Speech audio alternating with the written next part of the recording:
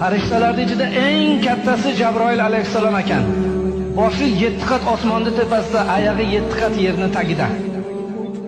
O'shanda zot 300 ta qanoti bor ekan. Qanotini yozsa yer yuziga qopqa qo'yib qolar ekan. Qanoti bir-biriga o'xshamas ekan. Xudoga aytdi: "Ey Alloh, mendan ham chiroyli maxluq yaratganmisan?" dedi. "Yo'q, faqat seni yaratdim." dedi. O'sha Jabroil alayhissalom shuni shukronasiga 2 rakat namoz o'qidi.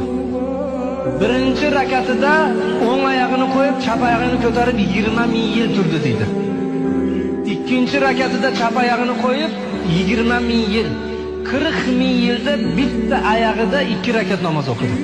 40 ming yil ketdi. Boshini sajdaga qo'yib: "Ey Alloh, ojizlikman qilgan ibodatimni qabul qil" dedi.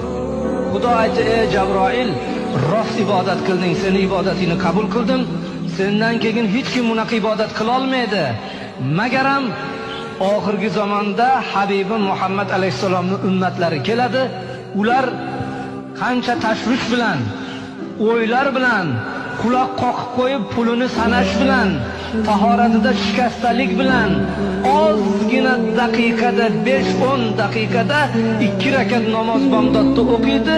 Seni 40 ming yil o'qigan namozingdan o'shalarda 2 rakat namoz menga yaxshi degan ekan Xudo taolo."